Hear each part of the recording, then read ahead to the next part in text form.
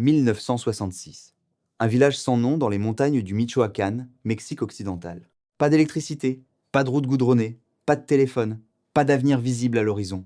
Un endroit si reculé que la plupart des cartes ne prennent pas la peine de l'y inscrire. C'est ici, dans cette obscurité rurale, que tout commence. Le 17 juillet 1966, Nemesio Rubén Oseguera Cervantes voit le jour dans une famille qui possède exactement deux choses, de la pauvreté et de la fierté. Il est l'un de 6 frères, son père travaille la terre, sa mère élève les enfants.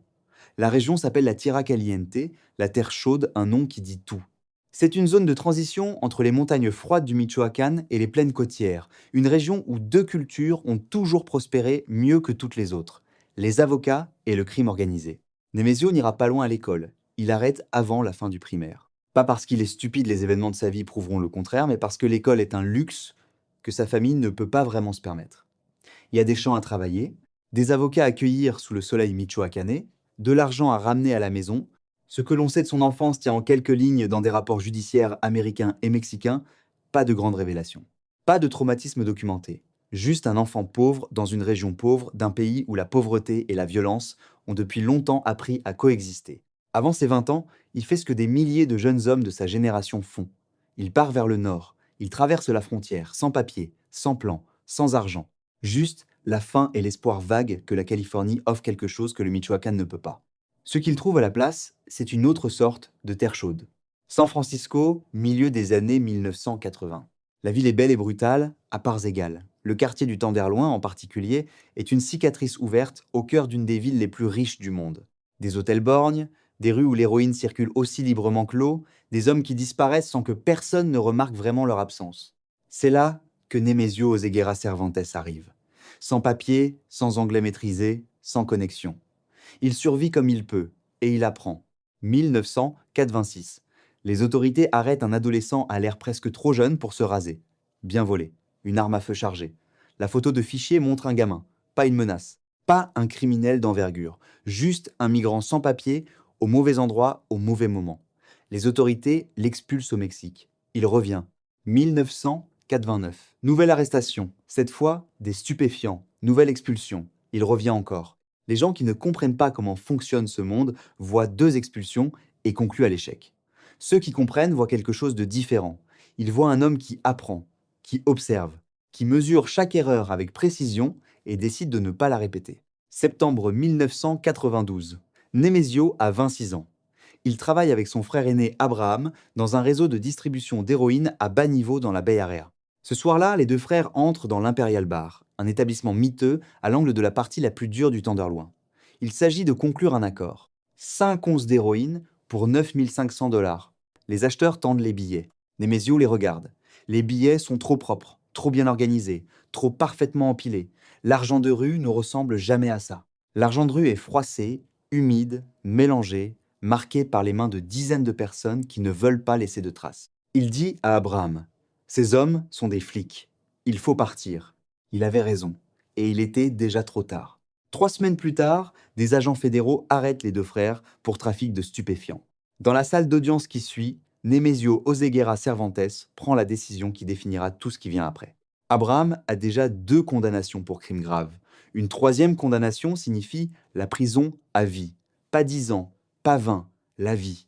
Nemesio plaide coupable. Il prend le poids à lui seul. Il protège son frère.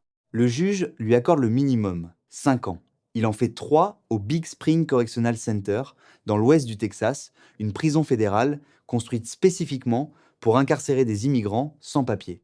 Une prison où personne ne te demande qui tu es, parce que tout le monde sait déjà que tu n'aurais pas dû être là. Il sort en 1997, il est expulsé au Mexique pour la 3e et dernière fois, il a 31 ans, un casier judiciaire fédéral américain et une interdiction permanente de territoire aux États-Unis. La plupart des hommes dans cette situation disparaissent dans les marges. Certains rentrent au village, certains trouvent un travail au noir, certains recommencent à zéro dans la discrétion. Nemesio Oseguera Cervantes fait quelque chose que personne n'a vu venir. Il devient policier. Il rejoint les forces de police locales dans la région de Cabo Corriente et Tomatlán, dans l'état de Jalisco. Il porte l'uniforme, il porte le badge, il patrouille les rues. Des années plus tard, des agents spéciaux de la DEA, qui ont étudié son parcours en long et en large, ont résumé cette période avec une clarté glaçante. Nemesio n'était pas en train de se réhabiliter. Il était en train d'étudier. Chaque quart de travail était une leçon de renseignement. Il apprenait comment la police pensait, comment elle se déplaçait, comment elle communiquait, comment elle pouvait être achetée, comment elle pouvait être contournée, comment elle pouvait être détruite de l'intérieur. Il quitte la force. Il rejoint le cartel Millennium comme sicario, un tueur à gages. C'est son vrai apprentissage. Le cartel Millennium, à cette époque, est une organisation régionale dans le Jalisco avec des connexions au cartel de Sinaloa. Nemesio gravit les échelons. Il apprend à opérer, à gérer des réseaux, à maintenir la loyauté par la terreur et les récompenses. Il épouse une femme nommée Rosalinda González Valencia. Ce mariage n'est pas seulement une union personnelle. La famille González Valencia est l'un des réseaux de blanchiment d'argent les plus sophistiqués du Mexique occidental. Il vient d'épouser une infrastructure financière. Puis les événements de 2010 changent tout. En juillet 2010, le capot de Sinaloa Nacho Coronel est tué lors d'une opération militaire à Guadalajara.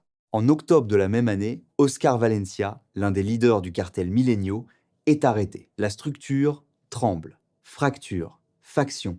Nemesio ne se fracture pas avec elle. Il déclare la guerre au cartel de Sinaloa. Il s'allie avec les Valencia pour les finances. Il recrute des anciens militaires, des paramilitaires, des tueurs aguerris. Et à partir des décombres de ce qui était le cartel Millenio, il construit quelque chose d'entièrement nouveau. Il l'appelle le cartel Jalisco Nueva Generación, CJNG, le cartel de la nouvelle génération de Jalisco.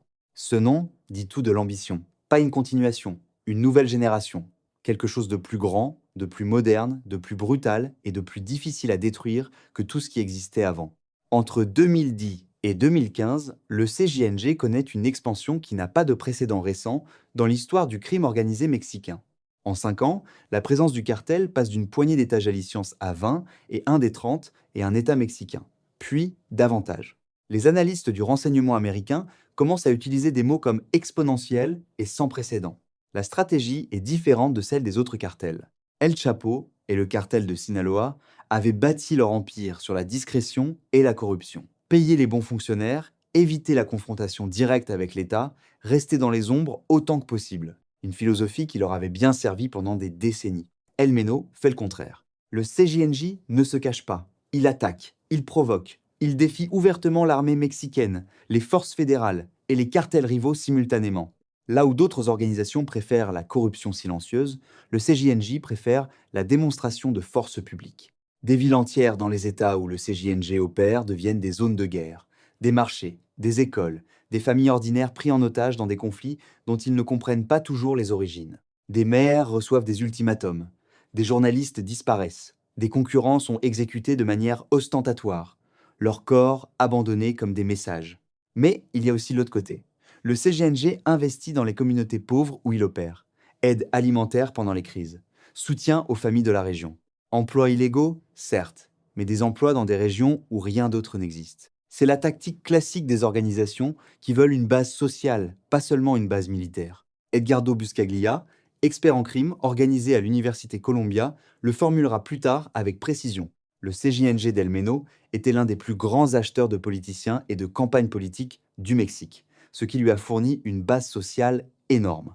Pouvoir sans visibilité, influence sans exposition. Sur le plan global, la machine est impressionnante. Le CJNG devient l'un des principaux fournisseurs de fentanyl vers les États-Unis, de méthamphétamine, d'héroïne, de coke, pas seulement un fournisseur régional, un acteur global, avec des opérations documentées dans 40 pays et dans les 50 États américains. En 2019, la DEA évalue que le CJNG achemine au moins un tiers de toutes les drogues entrant aux États-Unis. La fortune personnelle d'El Meno est estimée à un minimum de 500 millions de dollars, potentiellement 1 milliard. Le gouvernement mexicain évaluera les actifs totaux du CJNG à 50 milliards de dollars. 50 milliards. Le PIB de plusieurs nations souveraines. Le gouvernement américain place une prime de 10 millions de dollars sur sa tête, l'une des plus importantes jamais offertes pour un chef de cartel. En décembre 2024, la prime sera discrètement augmentée à 15 millions. Le département d'État américain annonce simplement que l'information menant à sa capture ou à son arrestation vaut 15 millions de dollars. Personne ne se manifeste. Pas encore. El Chapo voulait être une légende. Il donnait des interviews à Sean Penn dans la jungle, il avait des corridos écrits en son honneur, il portait son nom comme une couronne. Quand le gouvernement mexicain l'arrêtait, il s'évadait de prison 2 fois et transformait chaque arrestation en une démonstration de sa propre invincibilité.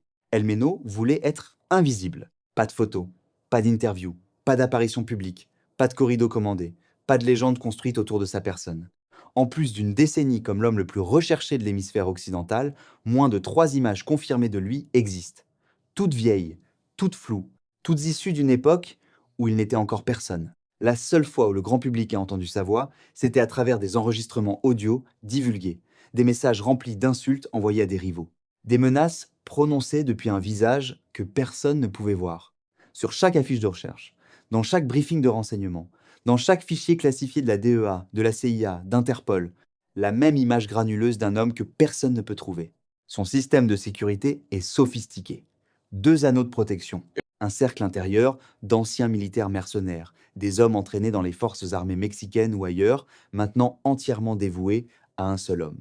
Un anneau extérieur de guetteurs réparti sur les routes de montagne, surveillant tout ce qui bouge, tout ce qui semble déplacé. Il se déplace constamment à travers les sierras de Jalisco, du Michoacán, de Colima et de Nayarit. Il ne dort jamais 2 nuits au même endroit. Ses communications sont ultra contrôlées. Ses mouvements sont imprévisibles même pour beaucoup dans sa propre organisation. Et pendant des années, ça fonctionne.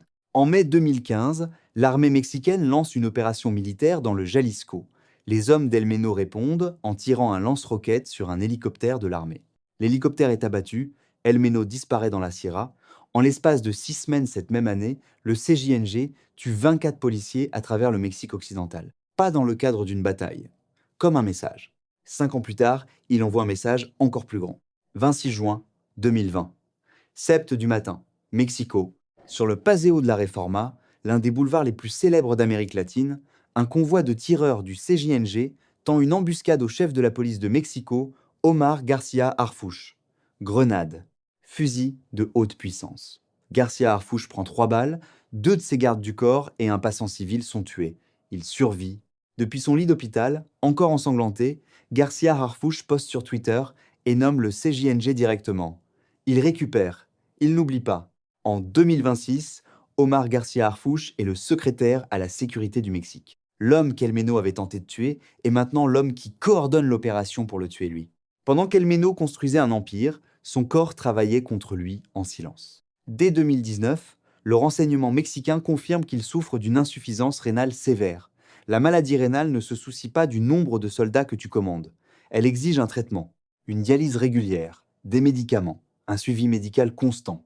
Dans les montagnes, loin des villes, gérer tout ça discrètement n'est pas simple. Sa solution, faire construire un hôpital privé au cœur du territoire contrôlé par le CGNG. Dans le village reculé des Jiguas, dans la municipalité de Huejucar, à environ 50 km de la ville la plus proche. Une installation médicale pour son usage personnel. En février 2025, le secrétaire à la sécurité du Mexique confirme publiquement que la maladie rénale est toujours en cours. Ce détail, en apparence anodin, est en réalité une fissure dans l'armure. Les agences de renseignement posent une question simple. La dialyse crée un calendrier. Un calendrier crée des habitudes. Des habitudes créent des schémas. Et les schémas peuvent être suivis. Si c'est effectivement par ce biais que les forces mexicaines ont finalement localisé El Meno, personne ne le confirme officiellement. Mais c'est le fil que les agences de renseignement tiraient avec le plus d'intensité. Puis, en l'espace de 15 mois, sa famille disparaît une par une. Novembre 2024. Son gendre, El Gocho, arrêté à Riverside, en Californie. Un homme qu'El Meno avait personnellement aidé à simuler sa propre mort pour le protéger. 27 février 2025. Son frère Antonio, connu sous le nom d'El Monstruo Tony Montana, extradé aux États-Unis. 28 février 2025. Son frère Abraham, Don Roto, recapturé par l'armée mexicaine. Le même Abraham qu'il avait protégé en 1992 en allant en prison à sa place. Mars 2025. Son fils, Nemesio Junior, dit El Menchito, condamné à la prison à vie, plus 30 ans, dans un tribunal fédéral américain. Ordre de confiscation de plus de 6 milliards de dollars. Février 2025. Sa femme Rosalinda, libérée de prison mexicaine, est immédiatement placée sous surveillance. Chaque personne qui connaissait sa localisation, chaque personne qui gérait son argent, chaque personne qui pouvait le trouver dans les montagnes, arrêté, extradé ou surveillé. En février 2026, il est le dernier debout, et il est malade, et il est seul. Décembre 2024. Le département d'État américain augmente discrètement la prime pour des informations menant à la capture d'El Meno de 10 millions à 15 millions de dollars. La prime la plus élevée en circulation active dans le monde pour un narcotrafiquant. Quelque part dans les montagnes du Jalisco, le prix sur sa tête vient d'augmenter de 50%. Personne ne se manifeste. Pas encore. Janvier 2026. Washington annonce le lancement officiel d'une task force interagences conjointe contre les cartels, une unité de renseignement dirigée par les forces militaires américaines avec un mandat opérationnel unique. Cartographier les réseaux des cartels des deux côtés de la frontière et démanteler leur direction. El Meno est en tête de leur liste de cibles. Ce qui se passe en coulisses est plus significatif que n'importe quel communiqué de presse. Selon Reuters, la CIA mène des vols de drones secrets au-dessus du territoire mexicain, transmettant des renseignements en temps réel sur les mouvements des cartels aux forces mexicaines. Un ancien responsable américain confie à Reuters que les États-Unis ont compilé ce que les agences de renseignement appellent un paquet cible pour El Meno, un dossier combinant renseignements des forces de l'ordre, renseignements sur les signaux et renseignements humains et l'ont remis directement au gouvernement mexicain. Ce n'est pas de la coopération, c'est une chasse coordonnée. La présidente mexicaine Claudia Sheinbaum se trouve prise dans un piège qu'elle ne peut pas éviter. Tout au long de sa carrière politique, elle a publiquement critiqué la stratégie du Kingpin, la doctrine, qui consiste à cibler et éliminer les chefs de cartel. Son argument est direct et soutenu par l'histoire: décapiter un cartel ne le tue pas, ça le fracture. Et un cartel fracturé produit plus de violence, pas moins. Elle l'a dit publiquement, à plusieurs reprises. Elle a construit toute sa philosophie de sécurité autour de l'idée que courir après des noms individuels est du théâtre, pas une politique. Mais l'administration Trump applique une pression que le Mexique ne peut pas facilement absorber.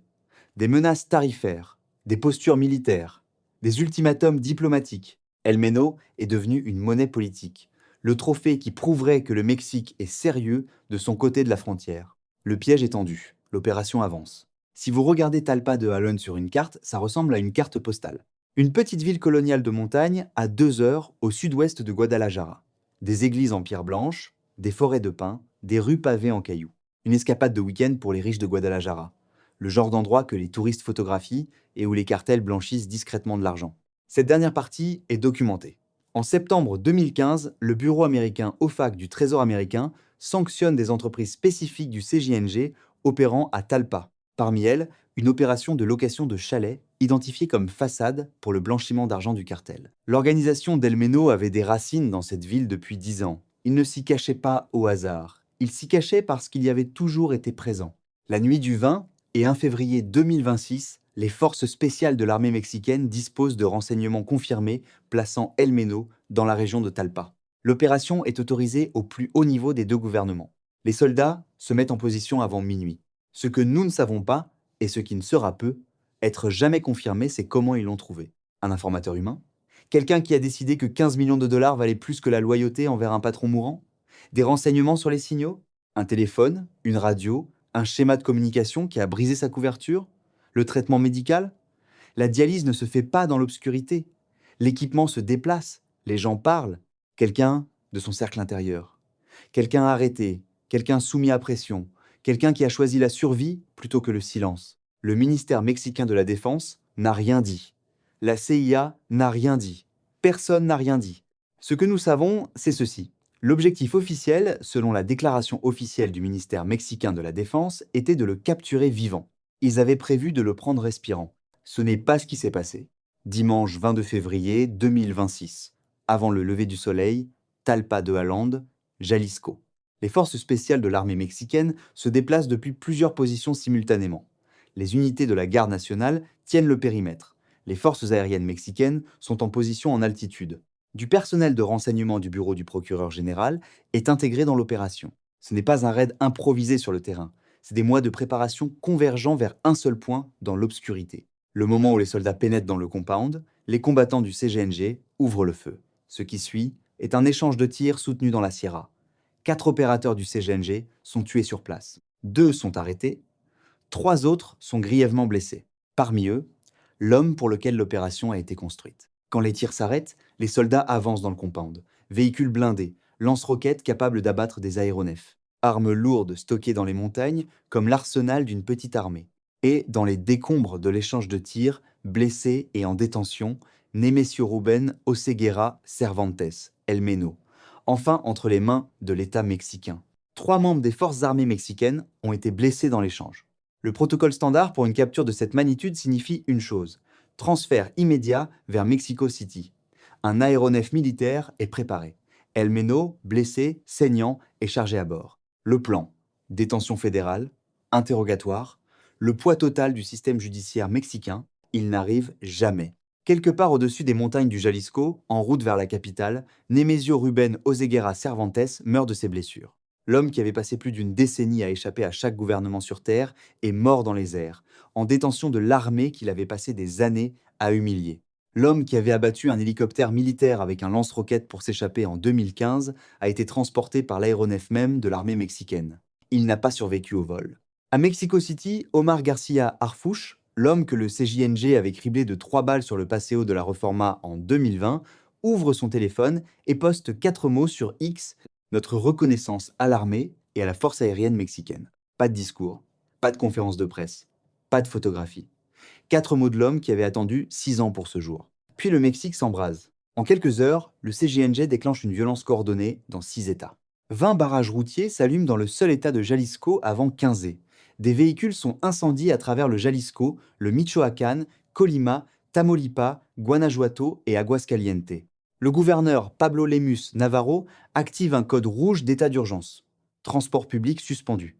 École annulée. Civils sommés de rester chez eux. Guadalajara se tait. Une ville de 5 millions d'habitants, qui doit accueillir des matchs de la Coupe du Monde FIFA en juin 2026, devient un fantôme en une après-midi. Les rues sont vides. Les commerces ferment. Les familles restent barricadées derrière leurs portes, à regarder les nouvelles sur leur téléphone en tremblant. Des hommes armés entrent dans la zone de l'aéroport international. Des voyageurs abandonnent leurs bagages et courent dans les terminaux. Delta, Alaska, American Airlines, Southwest et Air Canada annulent tous les vols vers Puerto Vallarta et Guadalajara. Une colonne de fumée noire monte dans le ciel bleu du Pacifique. À Puerto Vallarta, une émeute éclate dans la prison. Un garde pénitentiaire est tué. Le département d'État américain émet un avis de confinement pour les citoyens américains dans le Jalisco, Tamaulipas, Michoacán, Guerrero et Nuevo León. À Washington, la porte-parole de la Maison-Blanche Caroline Leavitt confirme que le renseignement américain a fourni un soutien au gouvernement mexicain. Le sous-secrétaire d'État Christopher Landau appelle El Meno l'un des barons de la drogue les plus sanguinaires et les plus impitoyables de l'histoire, avant d'ajouter « Les bons sont plus forts que les mauvais ». Dans les rues de Guadalajara, les flammes brûlent encore. Claudia Sheinbaum l'avait dit pendant des années. La stratégie du Kingpin ne fonctionne pas. Couper la tête d'un cartel ne tue pas le corps, ça le multiplie. Vous retirez un leader et 3 autres émergent des décombres, chacun plus brutal que le précédent, chacun se battant pour revendiquer le territoire laissé derrière. Elle l'avait dit avant de prendre ses fonctions. Elle avait construit sa philosophie de sécurité tout entière autour de cette idée. Chasser des noms individuels était du théâtre, pas de la politique. Les Mexicains avaient vécu la preuve empirique de cette théorie pendant 2 décennies d'opération Kingpin, qui avaient systématiquement fragmenté les cartels en entités plus petites, plus violentes, plus difficiles à contrôler. Le 22 février 2026, sous la pression soutenue de l'administration Trump de produire des résultats visibles sur le trafic de drogue, la présidente Claudia Sheinbaum autorise l'opération qui produit la plus grande mise à mort d'un kingpin dans l'histoire de l'hémisphère occidental. Sa déclaration publique ce jour-là est soigneusement formulée. Elle félicite les militaires, elle appelle au calme, elle souligne que le reste du pays fonctionne normalement. Elle ne l'appelle pas une exécution. La position officielle est précise. C'était une opération de capture qui s'est terminée de manière fatale. Une distinction procédurale qui compte énormément pour son gouvernement. Avant minuit, toutes les chaînes d'information du monde diffusent des images d'autoroutes en feu, de terminaux aéroportuaires vides et d'une ville fantôme qui devait accueillir la Coupe du Monde FIFA dans 4 mois. La présidente qui disait que tuer des leaders de cartel était une erreur venait de superviser la mort du plus grand leader de cartel en vie. Et elle regardait son propre avertissement se réaliser en temps réel sur tous les écrans du pays avant la fin de la nuit. Vanda Felbab-Brown de la Brookings Institution le formule clairement. Mis à part les dirigeants du cartel de Sinaloa, El Meno était le plus grand prix depuis de nombreuses années. Une quantité énorme de violence va se produire. Les analystes s'accordent sur un point. Le CJNJ survit. El Meno a construit une structure délibérément décentralisée. Des cellules régionales opérant avec une autonomie significative, conçues spécifiquement pour qu'aucune arrestation ou mort unique ne puisse faire s'effondrer l'ensemble. L'organisation est trop imbriquée, trop diversifiée, trop mondiale pour simplement cesser d'exister parce que son fondateur est mort. Un nom a émergé dans les rapports de renseignement comme successeur potentiel. Abraham Jesus Amaro Cano, connu sous le nom d'El Yogurt, 29 ans. Un opérateur michoacanais qui commande une cellule des forces spéciales du CJNG directement liée à l'unité de protection personnelle d'El Meno. Il aurait survécu à un important raid de la marine mexicaine en 2025 et aurait intégré d'anciens militaires colombiens et guatémaltèques dans son opération. Ce n'est pas confirmé officiellement. C'est le nom que l'on prononce discrètement dans les endroits où ces choses se discutent. Le parallèle historique est éloquent. Quand Joaquín El Chapo Guzmán a été capturé, le cartel de Sinaloa ne s'est pas effondré. Il s'est fracturé. Les factions se sont retournées les unes contre les autres. La violence a surgi dans le vide. La suppression de l'homme a créé une guerre pour ce que l'homme contrôlait. Le CJNJ, avec des opérations dans 40 pays et les 50 États américains, a considérablement plus de vide à se disputer. Pour les familles mexicaines ordinaires, la mort d'El Meno laisse quelque chose de difficile à nommer. Un soulagement que cet homme soit parti. Une anxiété profonde face à ce qui vient ensuite. La violence des cartels, le trafic de drogue, la peur n'ont pas disparu avec El Meno. Il rappelle au monde à quel point les racines du crime organisé peuvent plonger profondément, et à quel point il est difficile de les déraciner vraiment. Les communautés qui avaient peur de prononcer son nom à voix haute ne sont pas libérées. Elles attendent, elles regardent, elles savent que l'histoire n'est pas terminée. Revenons au début. À un bar de San Francisco en 1992, un homme de 26 ans, debout devant un juge fédéral, qui choisit d'absorber une peine de prison pour protéger son frère aîné Abraham, qui choisit la loyauté plutôt que la liberté, qui entre au Big Spring Correctional Center au Texas pour qu'une personne qu'il aime ne passe pas sa vie derrière les barreaux. 33 ans plus tard, l'un des derniers mouvements de l'opération de renseignement qui se refermait autour d'El Meno était la recapture de ce même frère. Abraham Oseguera, saisi par l'armée mexicaine le 28 février 2025. Le frère pour lequel il était allé en prison, le frère qui, au bout du compte, n'a pas pu le protéger. Nemesio Ruben Oseguera Cervantes est né dans un village sans électricité dans les montagnes du Michoacán. Il n'a pas dépassé la 5e année de primaire. Il cueillait des avocats sous le soleil de la Tierra Caliente. Il a traversé la frontière sans papier à la recherche de quelque chose de mieux. Il a construit un empire qui s'étendait sur 40 pays, qui acheminait un tiers des drogues entrant aux États-Unis, qui rendait 2 gouvernements assez nerveux pour dépenser une décennie et 15 millions de dollars à le chercher. Il est allé en prison pour son frère.